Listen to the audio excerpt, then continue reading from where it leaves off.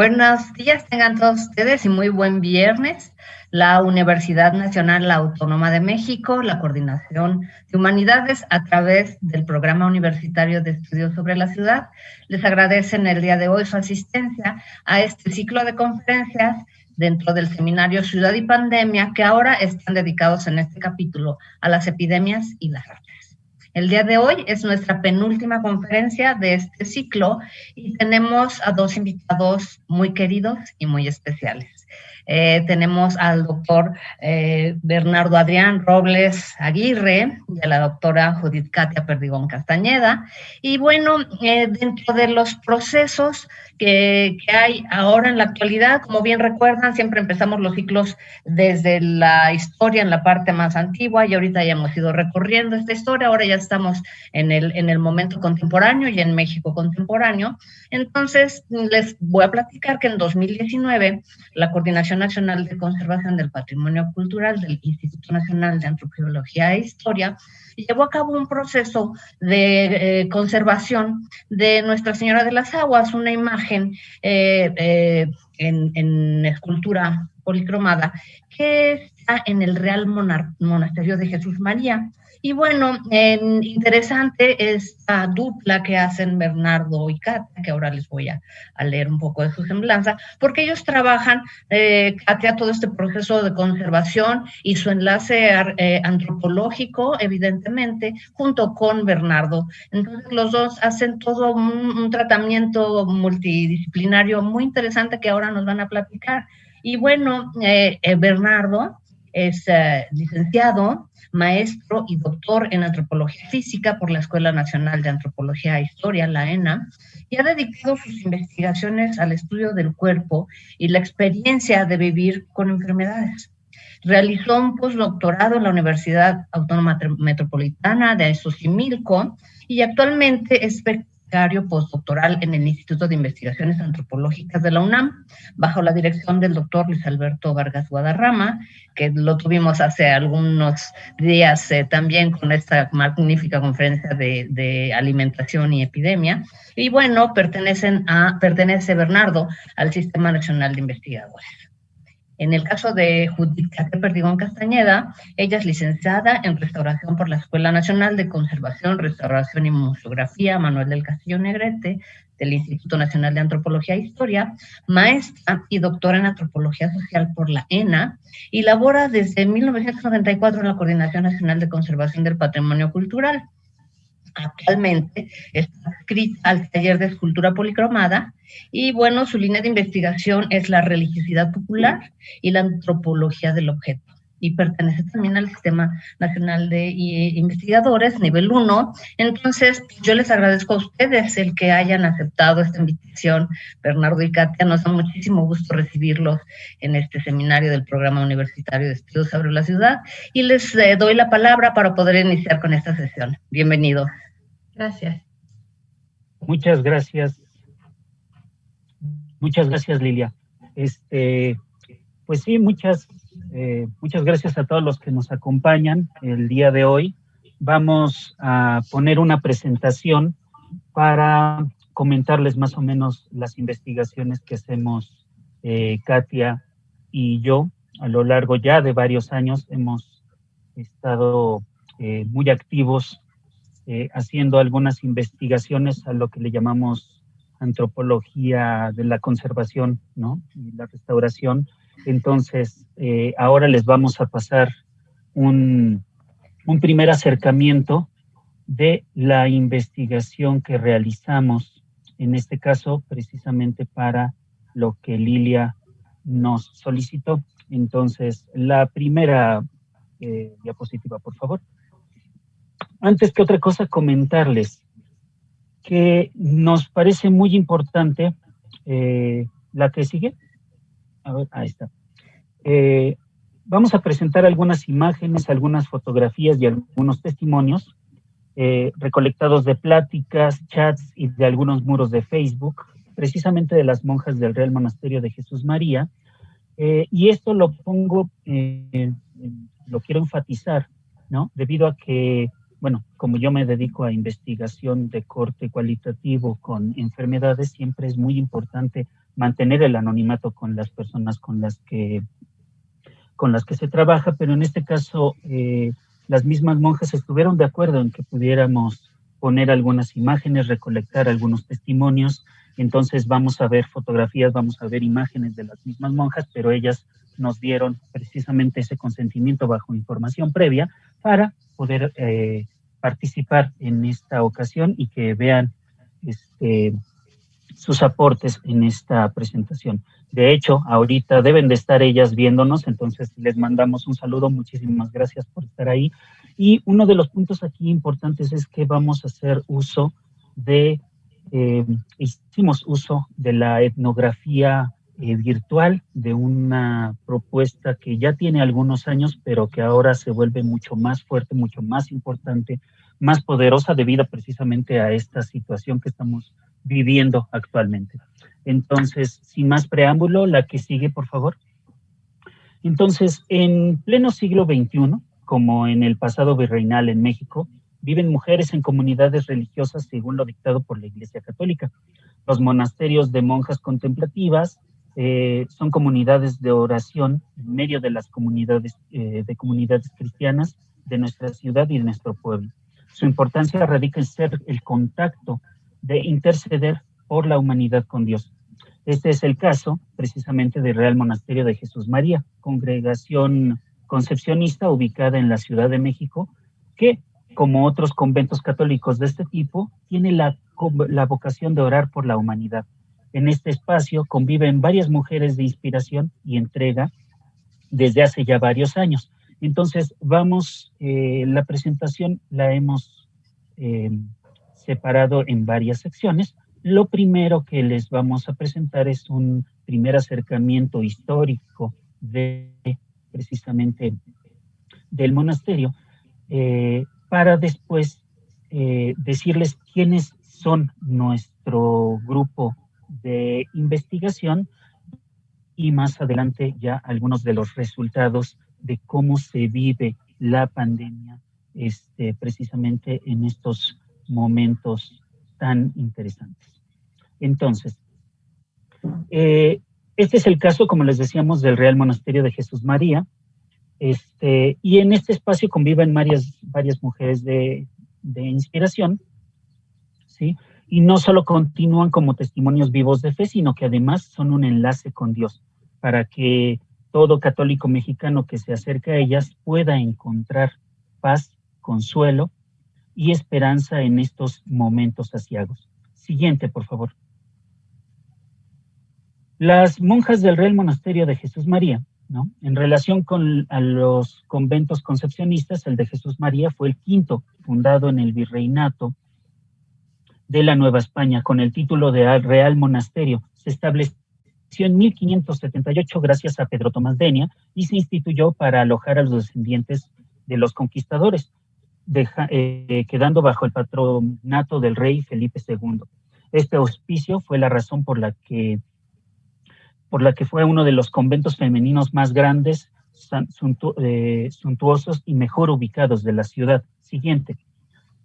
Asentado originalmente en la calle aledaña a la iglesia de la Santa Veracruz, para que después se erigiese en lo que actualmente se conoce como el centro de la Ciudad de México, en la calle de Jesús María, número 39, esta está en la esquina de Corregidora. Se trató de uno de los conventos concepcionistas más importantes de la ciudad, lugar donde estuvieron aposentadas hasta su enclaustración el 3 de marzo de 1863. Posteriormente, para que las monjas se establecieran de forma tranquila y definitiva. Tuvieron que pasar para eso muchos años. Durante esa temporada vivieron en casas particulares, pasando penurias y coexistiendo en otros conventos. Hubo momentos de separación entre las hermanas, pero al final pudieron ubicarse. Por favor, la que sigue. Y después de habitar en Regina en 1864, en la calle de Regina, se fueron a vivir a la calle de Soledad, lugar donde permaneció clandestinamente. De ahí se fueron a la colonia San Pedro de los Pinos y después a Tacubaya. Estuvieron también en una calle, en la colonia conocida actualmente como Martín Carrera, y después en la calle de Electricistas, en la colonia 20 de noviembre. Y de ahí se trasladaron a Garrido número 31, en la colonia Villa de Guadalupe, donde finalmente se encuentran. La que sigue, por favor. Aquí las podemos ver, las monjas del Real Monasterio de Jesús María se encuentran precisamente en la casa ubicada en Francisco Moreno número 122, aquí podemos ver algunas imágenes, en la Villa de Guadalupe, donde actualmente se le da culto a la imagen de Nuestra Señora de las Aguas, de la que en unos momentos la doctora Katia Perdigón les hará mención de lo que comentaba precisamente Emilio. Ahí se encuentran 12 monjas en clausura, donde practican la vida contemplativa. A ese respecto, entrevistándolas, ellas nos comentan, la vida contemplativa, además de la oración comunitaria y personal, tiene como expresión y realización nuestra convivencia y nuestro trabajo. Nos mantiene de nuestro propio trabajo, colaborando en el mantenimiento de nuestro monasterio con alegría y disposición. Siguiente, por favor. Las monjas de este monasterio siguen el carisma de las concepcionistas, que es desposadas con Cristo Redentor, y se honran en la Inmaculada Concepción de la Bienaventurada Virgen María, y viven en obediencia, sin propio, en castidad y clausura. Al ser monjas de tipo contemplativo, se dedican básicamente a la oración. Esta labor se distribuye cada día como trabajo y manteniéndose, además, en la elaboración de hostias, de galletas, de chicharrones y algunas otras actividades como la costura. La que sigue también. También tienen una pequeña hospedería, ¿no?, cuyos huéspedes en realidad hacen turismo religioso o bien hacen estadías en oración dedicadas a la Virgen de Guadalupe. Sin embargo, ahora por la situación del COVID se ha visto muy modificado esto y ahorita lo vamos a comentar. Ellas nos comentan, el ser monja contemplativa es un privilegio, pero también es un serio compromiso. El solo hecho de portar un hábito ya es una indicación de que somos diferentes. Diferentes en cuanto a vestimento, diferentes en cuanto a la comunidad, hacemos votos, no nos casamos, no acudimos a un trabajo fuera de casa, todo se realiza dentro del monasterio. El hábito es un signo de consagración a Dios, pero al igual de todo tenemos retos. El reto de la vida común, de vivir nuestros votos y de permanecer en esta estabilidad que nos brinda nuestra clausura, dicen ellas. Y a todo esto, ¿quiénes son nuestro grupo de trabajo? La que sigue, por favor. Nosotros estuvimos haciendo algunas entrevistas, ¿no?, con 12 monjas que oscilan entre los 37 y 80 años de edad, que proceden de poblaciones tan distintas y tan diversas como Guanajuato, Guerrero, Querétaro, el Estado de México y la Ciudad de México. Su grado de escolaridad es también muy variado. Hay algunas con primaria, con secundaria, con preparatoria y una tiene licenciatura, ¿sí? Entonces, tratamos de acercarnos a ese saber cotidiano. No me pondré muy especializado, pero sí hacer mención de que hicimos uso de metodologías y de herramientas teóricas,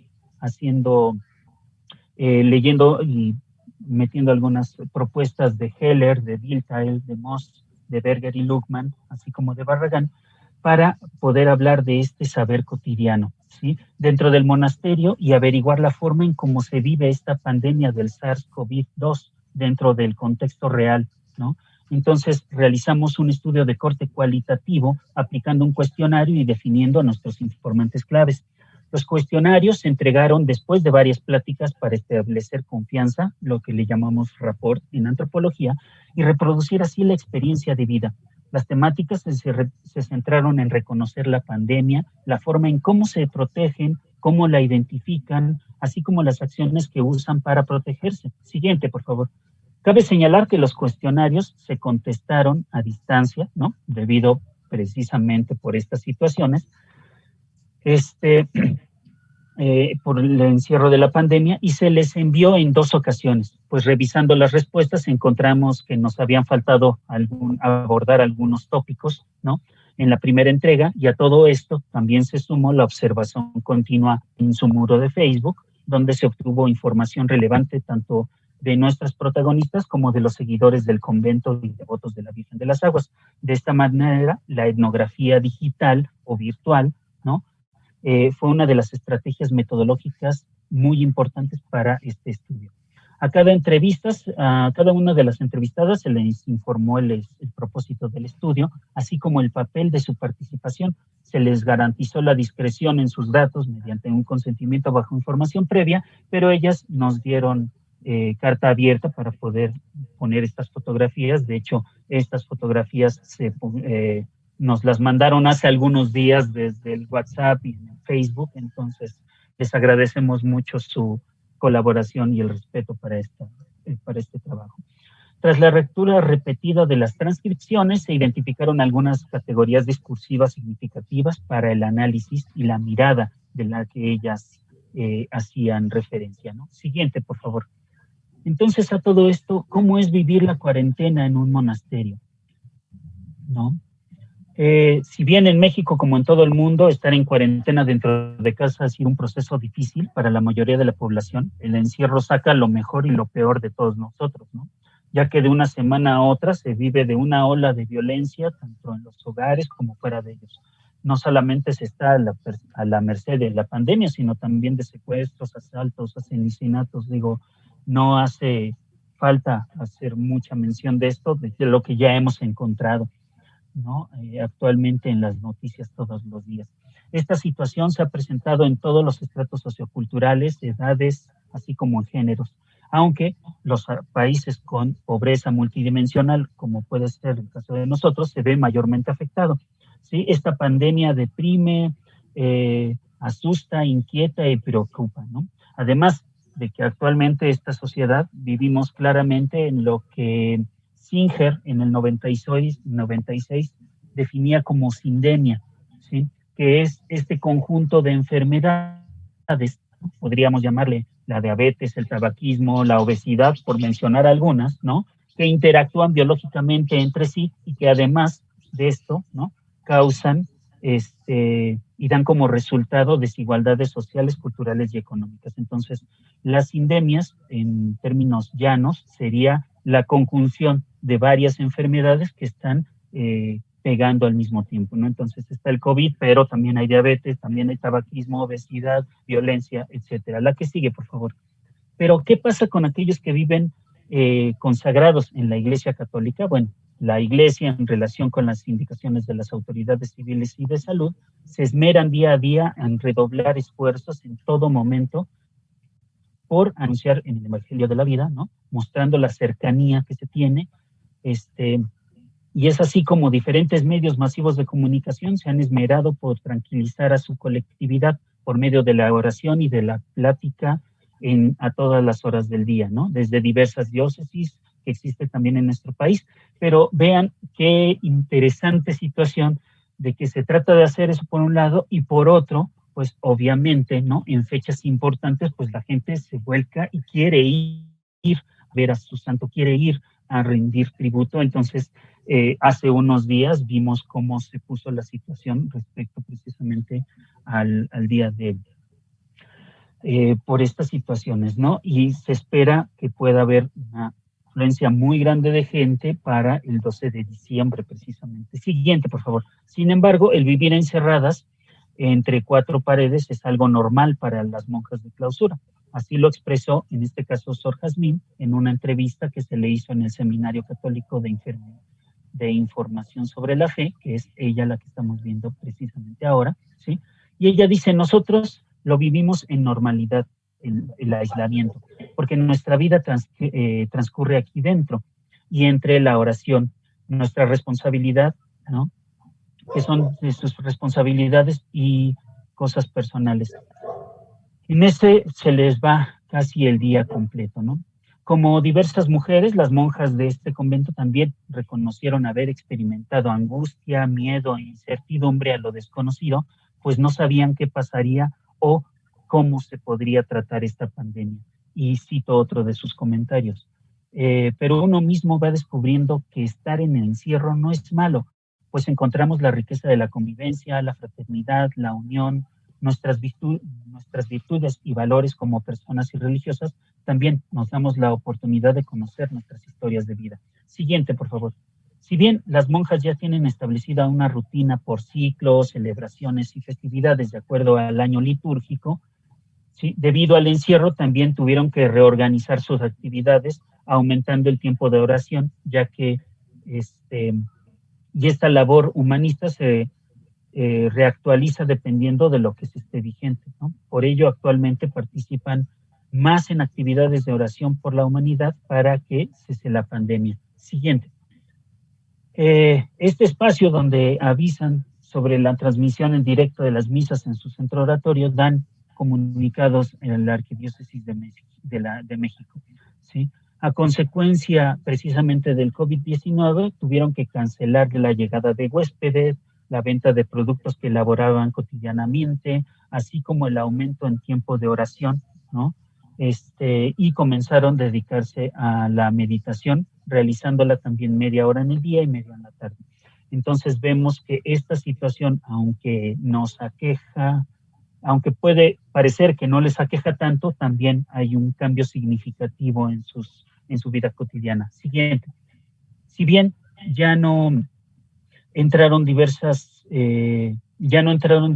continuamente por la pandemia, afortunadamente continúan recibiendo apoyo, ¿sí? Aquí podemos ver, a un lado hay un regalo inesperado que les fueron a regalar unas tortas ahogadas, también para que ellas pudieran mantenerse, ¿no? Y bueno, no se han arriesgado a salir, tratan de hacerlo lo menos posible, ¿no? Y es así que estas monjas han podido sustituir en esta crisis. Sin embargo, ellas siguen trabajando, realizando manualidades para vender cuando sea posible. Pero lo que sí es un hecho es que les preocupa el pago del predial, así como muchas otras cuestiones que nos pasan a nosotros diariamente. Siguiente. Como los otros conventos concepcionistas tienen horarios comunes de oración, porque la liturgia de las horas tienen así horarios establecidos. Algunas de ellas también hacen comunicación y tienen comunicación con los feligreses por medio del teléfono y por algunos grupos de WhatsApp, tratando también de mantener la comunicación con los fieles. Siguiente. Y aunque algunas iglesias abrieron después de casi 5 meses, ¿no?, la misión evangelizadora continúa para apoyar a los conocidos y desconocidos y suelen calmar a la gente por medio de la palabra de Dios. Entonces, hemos visto hasta aquí cómo han estado sobreviviendo a esta pandemia, tratando de hacer algunas actividades importantes dentro de los procesos que se viven día a día, pero a todo esto también tenemos que hacer mención que llegamos a este estudio gracias a una propuesta que se había hecho, como bien comenta la maestra Lilia Rivero, respecto a un trabajo de restauración que se hizo el año pasado con la Virgen de las Aguas, que precisamente nos comentará ahora la doctora Katia Perdigón. Adelante, doctora Katia. Sí, la siguiente. La Virgen Dolorosa, conocida bajo la advocación de Nuestra Señora de las Aguas, es lo que se conoce como una imagen vestidera de candelero, también reconocida como escultura ligera. De forma sencilla, se trata de una escultura formada por cabeza, tronco, brazos, manos y armadura por la parte inferior del cuerpo. Este tipo de imágenes tiene su antecedente en el barroco español desde el siglo XVI, siguiendo su producción hasta el siglo XIX. El nombre que ostenta, el de Nuestra Señora de las Aguas, se debe a un milagro, según los documentos de Carlos Bermúdez de Castro de 1714, donde el milagro tuvo las siguientes particularidades. Había una vez, en la época del virreinato, en el que el Real Monasterio de Jesús María, perteneciente a la Orden de Concepción, ocurrió un gran prodigio que conmovió a la gente del lugar. Se dice que el día 1 de julio del año de 1714, momentos en que la Ciudad de México sufría intensas lluvias con peligro de graves inundaciones, la escultura de la Virgen Dolorosa, ubicada en un nicho del coro bajo del templo, apareció con las vestiduras mojadas y manchadas de lodo, sin que hubiese alguna razón para que ello sucediera. Tal acontecimiento fue tomado por las monjas por milagro, por lo que decidieron sacar la imagen del coro bajo hacia la iglesia para que le cantaran una misa. Tiempo después la noticia se esparció y mucha gente fue a ver a la Virgen. Ante tal prodigio, el juez provisor Carlos Bermúdez de Castro, junto con el notario, inició la indagación. Revisaron el lugar y observaron que, aunque había varias ventanas y una puerta en el coro bajo, no pudo entrar agua por ellas, por estar alejadas de la Virgen. Asimismo, supervisaron el coro alto para determinar si había escurrido agua por ahí, pero vieron que no fue así. Según la información de 10 monjas y una esclava mulata, el evento sucedió el día 1 de julio. Una monja dijo que creyó que las madres sacristanas habían querido asear el vestido, pero esto no sucedió. Otra monja pensó que la mancha tal vez fue causada por algún animal que hubiese entrado al coro. Por ello olfateó la ropa de la Virgen, pero no percibió ningún mal olor. Otras 2 monjas humedecieron la parte superior del vestido para comparar si se manchaba de igual manera, pero esto tampoco sucedió. Una vez analizadas las declaraciones de los testigos, el licenciado Guzmán, promotor fiscal del arzobispado, declaró que estaba mojado y manchado el vestido de la Santísima Virgen de los Dolores, y que las manchas patentemente podían ser de lodo o agua enlodada. También el licenciado Guzmán observó que no había forma de que se mojara el vestido de la Virgen, porque existía una gran distancia con la ventana, la puerta del coro. Además, que el techo era seguro. Comentó que por 17 días no había dejado de llover de día y de noche y la ciudad estaba en peligro de inundarse. Relacionó el milagro con las culpas públicas, pues las cárceles se hallaban pobladas de reos con graves delitos indignos de hablar. Consideró que se debía creer que la soberana Madre de la Misericordia quiso hacerse presente con un milagro, manifestarse como intercesora ante su Hijo para aplacar el rigor de su justicia en el castigo que amenazaba a esta ciudad. Por esta situación declaró el hecho como milagroso. Dicho lo anterior, el promotor fiscal del arzobispado determinó se hiciese una misa de acción de gracias y se celebrase una procesión de penitencia el 6 de julio. Pero lamentablemente esto no se dio, tal vez porque hubo muchísima lluvia en ese momento. Muchos años después la historia cambió. Una versión cuenta que se comprobó que la imagen se salía para cerrar las compuertas para que cesara la inundación, ya que la Ciudad de México estaba en peligro porque el agua subía hasta 2 metros de altura.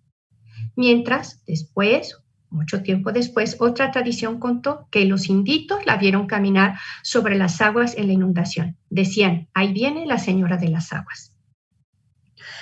Sea cual fuere la verdad de este relato, la siguiente, por favor.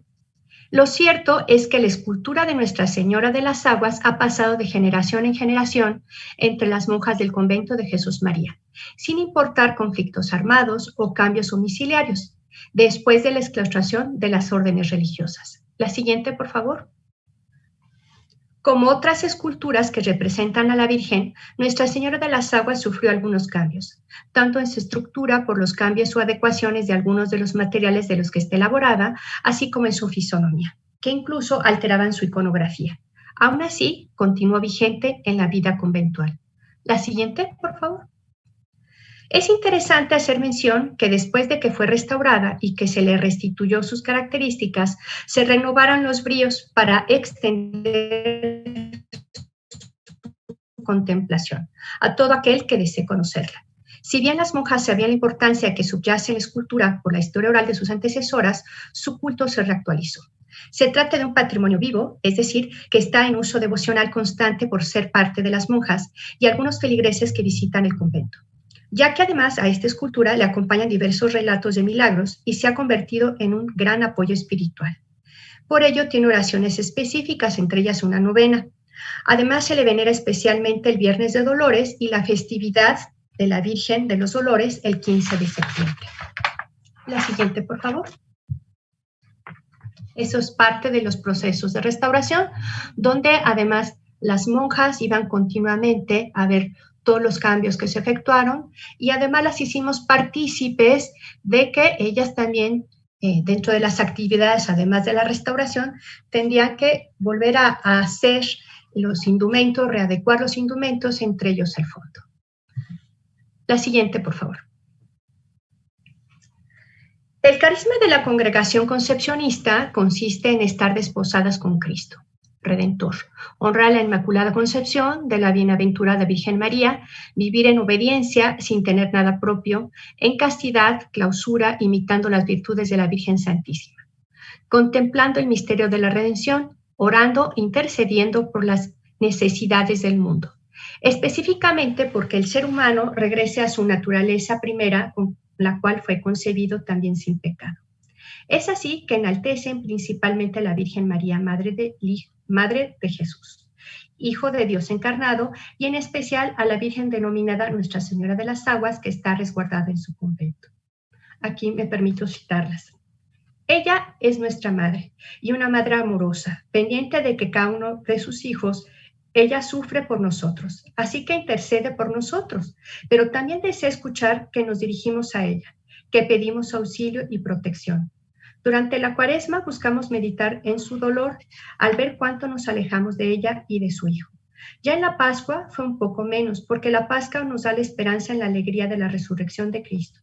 Pero aún así, no es una alegría, nos da una alegría plena ante el dolor de tantos enfermos y tantas muertes a consecuencia de esta pandemia. La siguiente, por favor. Esta comunidad ora continuamente para que llegue el fin de la pandemia del COVID. Piden que la Virgen Santísima les conceda fortaleza y dé protección a los médicos, enfermeras y enfermeros, que dé la salud a quienes han contagiado y a los que se están por contagiarse, y que dé el descanso eterno a quienes han fallecido.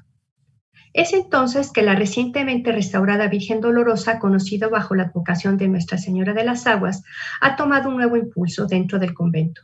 Aumentó su efectividad simbólica, que ya de por sí ostenta con el milagro acaecido en el siglo XVIII.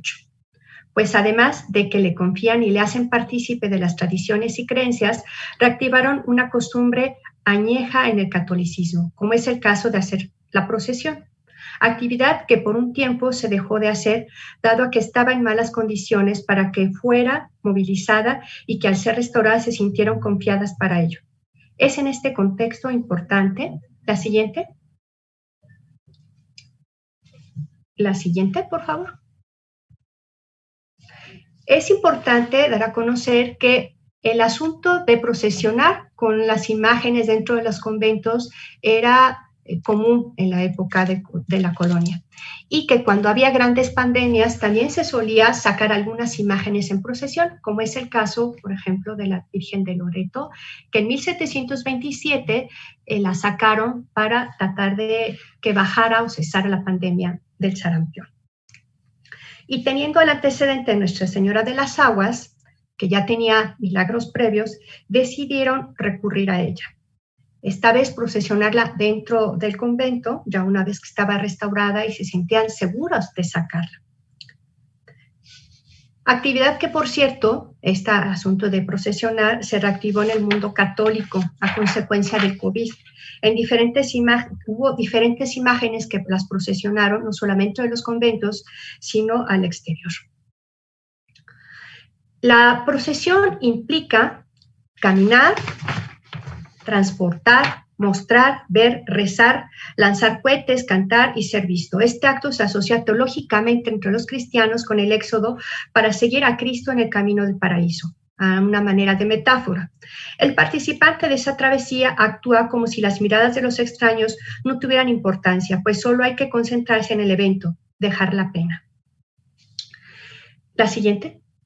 Es así que previo a la Semana Santa nos percatamos, gracias al muro de Facebook llamado Concepcionistas Jesús María, que estas monjas sacaron en procesión a esta escultura con el propósito de reverenciarla el Viernes de Dolores, con la intención de que se diera ante Dios para que cesara la pandemia.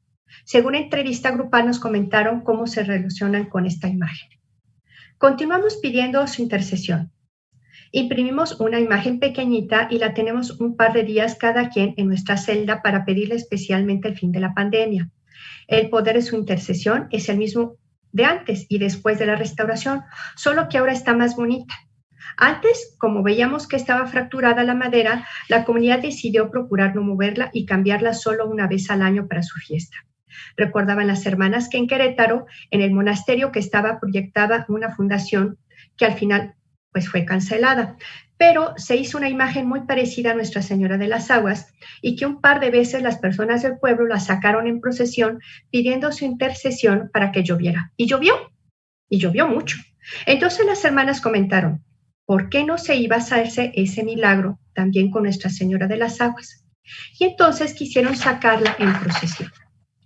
Aunque esta vez el miedo era que la restauradora nos viera y nos regañara, así que tratamos de hacerlo con cuidado.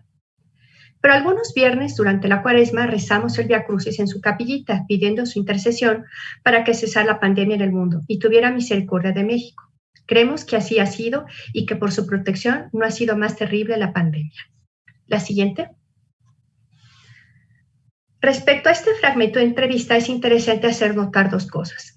La primera es que, como en la antigüedad se usaban las imágenes de los grabados que venían en los novenarios para que los devotos se apoyaran en la oración, las monjas imprimieron la fotografía de la Virgen con el mismo objetivo devocional.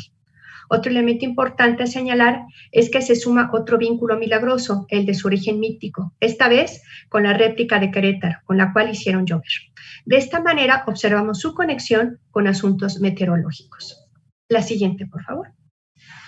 Continuando con el relato de la procesión dentro del convento, esta se efectuó el 3 de marzo del 2020. En el claustro, cerca de la capilla de la Virgen, lugar donde las monjas colocaron una mesa a manera de altar, donde pusieron un mantel morado para depositar la escultura para hacer la procesión.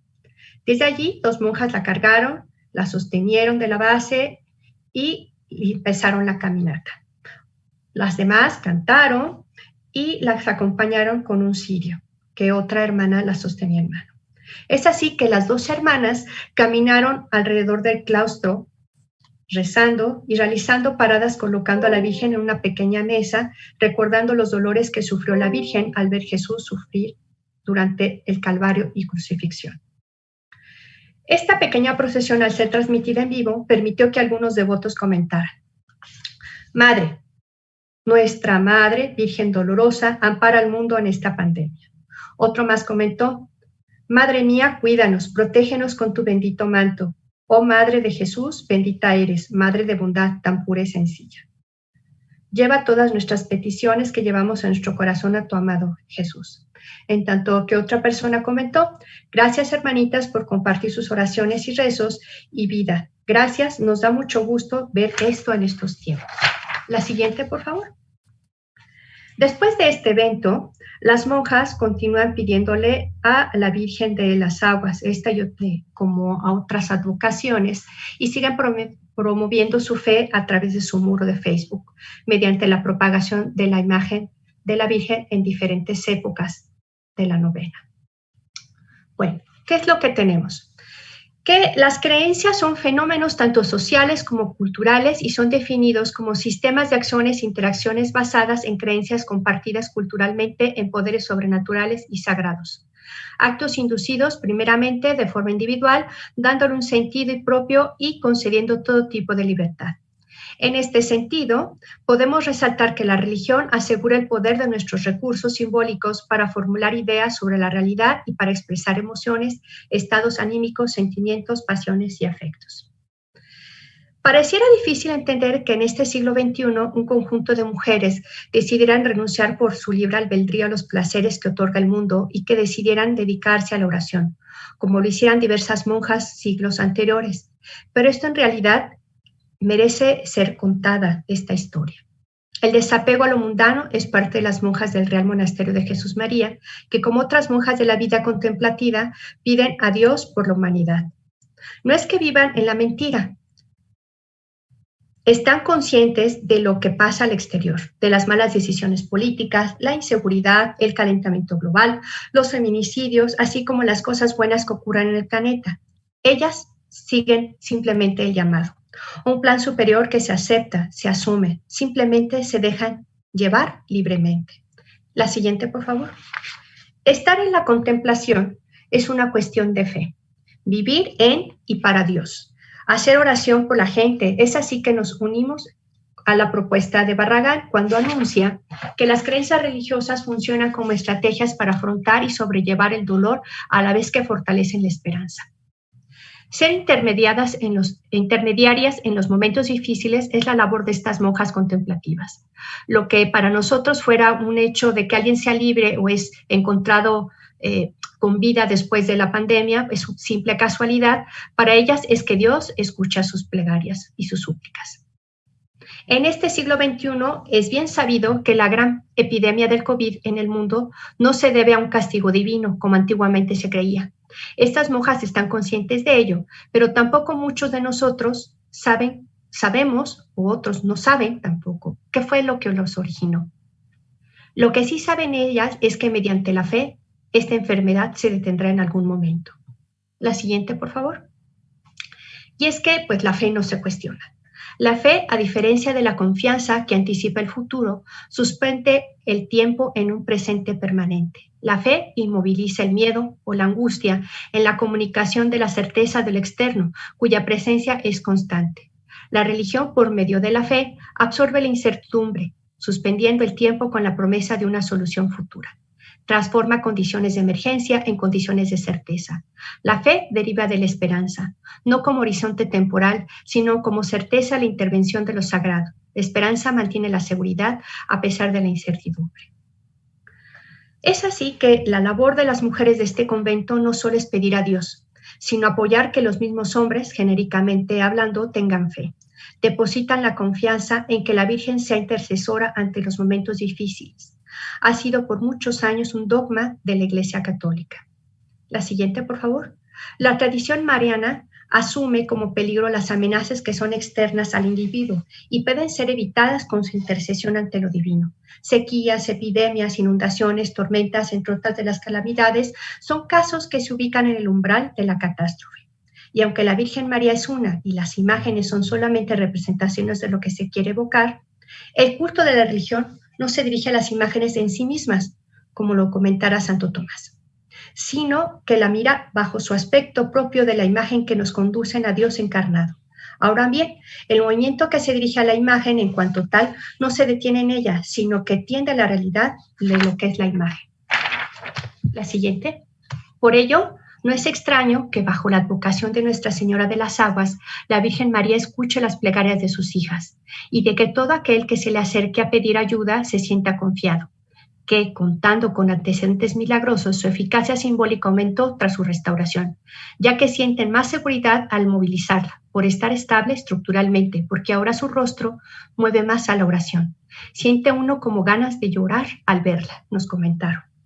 Ello conduce irremediablemente a retomar viejas tradiciones conventuales, a reactivar la pieza escultórica, adaptándola a la modernidad y a una necesidad de creer en un futuro mejor.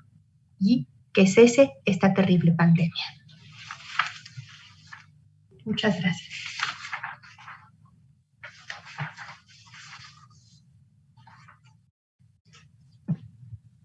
Muchas gracias a Katia y a Bernardo por esta interesante conferencia y muchas gracias a las monjas concepcionistas del Monasterio de Jesús María por compartir con nosotros su experiencia y su vida al interior del monasterio. Para mí es clarísimo que, como bien dice Katia, en estos procesos de conservación en patrimonio vivo, porque finalmente es la cotidianidad lo que mueve en estos procesos de conservación, el incluir en estos tiempos toda esta percepción que dentro del convento se tiene, creo que es muy motivante. O sea, el que ellas digan para nosotros es el normal, el confinamiento, pero finalmente también hay una serie de factores que nos han causado angustia, que nos han causado miedo, pero que dentro de todo volvemos y retomamos a la palabra clave en la que hemos estado trabajando durante todos estos meses, que es la solidaridad, ¿no? Que es el tratar de ayudarnos entre todos nosotros. Qué bueno que ellas han recibido ayuda. Y bueno, para mí es fundamental, como siempre, y como restauradora y conservadora, esta relación de conservación y el análisis de la vida y las relaciones humanas, ¿no? Lo que es evidente es que no podríamos nosotros trabajar algo aislado del contexto en el que se está llevando, y más cuando es patrimonio vivo. Ahora, creo que de hecho todo lo que nosotros trabajamos es patrimonio vivo de una u otra manera. Después de ver lo positivo, también nos los dijo en la sesión pasada el doctor Carlos Viesca Treviño, el doctor Samuel Maynez, el tratar de mantener una mente positiva para poder tener una reacción pues más controlada a lo que pasa en este momento, ¿no? Yo quisiera darles los comentarios del público y los saludos para nuestros ponentes: Blanca Puig, Ofelia Aguirre Vilches, Vincenzo Bastán, Maribel Cuellar nos dicen excelente tema y excelente intérprete de lengua de señas. Miriam, muchas gracias. El día de hoy Miriam nos está apoyando en la suplencia de Abraham Ivani. Entonces, muchas gracias, Miriam, por tu excelente trabajo. Alma Cecilia García Vences y las concepcionistas Jesús María, Jorge Iván Torres Gambo. Saludo a los doctores Katia y Bernardo, que son muy buenos especialistas y amigos. De parte de Jorge Gamboa, de Izúcar de Matamoros, muy buena e interesante la ponencia por parte de los doctores. Maribel Cuellar le pregunta a las hermanas concepcionistas: ¿en esta comunidad religiosa se ha presentado en algún integrante el COVID? Y ellas mismas han dado respuesta y nos dicen: gracias a Dios no nos hemos enfermado de COVID, pero sí familiares, amigos, vecinos y bienhechores, de los cuales lamentablemente algunos han fallecido. Rocío Figueroa Barraza nos dice: magnífica exposición, gracias a los que hacen posible estas charlas, poder ver el confinamiento desde otro panorama. Y Ofelia Guerra Vilches nos dice: qué importante labor realizan en ese convento. Sí, en efecto, creo que nosotros creo que desde la infancia también tenemos muy, muy presente la presencia de las hermanas de las monjas en nuestras vidas, ¿no? Desde pequeñitos que nos llevaban al catecismo, a los conventos, a comprar recortes de las hostias que elaboran. Entonces, sí creo que dentro de nuestra dinámica, de nuestro recuerdo y nuestra memoria, la presencia de los monasterios y los conventos está en nuestra vida diaria. Y pues agradecemos el que ustedes hayan querido abrir sus puertas hacia el público en general para conocer un poco más cómo viven ustedes, qué bonitas las cosas que elaboran. Yo creo que en algún momento podremos tener todos la oportunidad de contactar con ustedes a través de Bernardo y de Kate, de poder apoyar en la compra de algunos de estos productos que ustedes elaboran.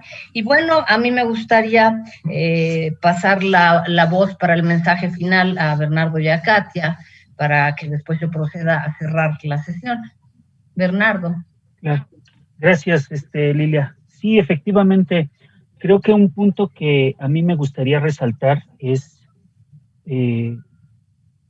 dentro de los estudios sociales y los estudios de salud a los que me dedico, creo que es muy interesante ver el momento actual en el que vivimos. Si bien estamos viendo cómo se afincan los sentimientos directamente en esta parte emocional de la religiosidad, ¿no? Me parece muy emblemático precisamente estas fechas en las que muchísima gente se congrega en las iglesias, en las basílicas, para tratar de adorar, no sé, a San Judas Tadeo hace unos días, como lo comentaba hace poco, y entonces el gobierno federal y demás pues tiene que ver cómo hacerle, porque pues la gente no va a dejar de ir a hacer este tipo de acciones, pero también eso ayuda a crear ciertos focos de infección, ¿no? Entonces llama mucho la atención lo paradójico que puede ser, porque hace unos días viendo las noticias hacía mención de que una señora llevaba a sus 3 pequeños hijos a ver a San Judas para pedirle que no se infectaran de COVID, y se acercaban directamente a la iglesia con un número muy amplio de gente, ¿no? O familias que llegan completamente, o sea, llegan completas a la basílica para pedir estar sanos cuando se dan este tipo de situaciones en ambientes tan complicados, ¿no? Entonces creo que sí es interesante saber cómo acercarnos a esa parte social, porque no va a dejar de estar, ¿no? Y una de las chicas que entrevistaron me quedó muy grabado porque decía, primero es la fe, antes que la salud, ¿no? En este caso en particular. Entonces, creo que son aspectos que como antropólogo nos tiene que resonar, ¿no? Para saber cómo podernos acercar a este tipo de complejas situaciones sociales, ¿no? Entonces, pues agradecemos mucho el acercamiento con las monjas conceptualistas, porque si no hubiésemos podido acercarnos tan finamente a este tema, ¿no? Gracias, Lili. Sí, claro, y definitivamente creo que tener comunicación asertiva por parte de nuestras autoridades y por parte de nosotros mismos y de todos los que tengamos en algún momento dado la oportunidad de ser comunicadores, y el hecho de saber que si bien el cubrebocas puede no ser del todo una protección para uno, pero es protección para al de enfrente. Si yo me cuido y tú te cuidas, si yo uso cubrebocas y tú usas cubrebocas, nos estamos protegiendo. Entonces, creo que sí, evidentemente la fe es muy importante, pero no hay que decir primero una y después otra. Yo creo que las personas que se acerquen a lugares públicos no pueden dejar de ir protegidos con un cubrebocas que va a proteger al que está al lado de ellos y que el que lo traiga al lado de ellos va a proteger al otro. Entonces, creo que sí hay que ser muy asertivos en estos procesos de comunicación. David Sixto nos dice, de cáncer en este año van a morir más de 13 millones en el mundo, es más terrible y nefasto que este virus. Robert Kaplan lo mencionó en octubre del año pasado y lo dijo, se nos acaba de fugar un virus. Bueno, Katia, por favor, tu mensaje final. Sí, lo que hoy quisimos exponer, bueno, es una realidad que no se puede hacer de lado y que, bueno, la modernidad y nos lleva a los casos de los thrillers, de las películas extranjeras y, bueno, dicen, nos enseñan o nos muestran una panorámica sobre las vidas conventuales de otras religiones, como los budistas, los shintoístas y demás, que oran por la humanidad. Y bueno, lo que nosotros queríamos mostrar a esta parte, ¿no? De cómo un grupo de mujeres que en este pleno siglo XXI, pues a eso se dedican, y que es solamente un pequeño grupo de las cuales hay muchas aquí en México también, y que, como dirían los chicos, nos están echando buenas vibras para que la humanidad siga adelante, ¿no? Y apoyan a todo aquel que necesite de consuelo y que tenga su fe prestada en la religiosidad, sobre todo en el catolicismo. Entonces, para nosotros era muy importante mostrar esta faceta que es desconocida, ya que, bueno, son monjas de clausura, no andan en la calle vendiendo galletas, ni no andan en la calle haciendo otras cosas, ¿no? Sino que son monjas de clausura y a eso se dedican.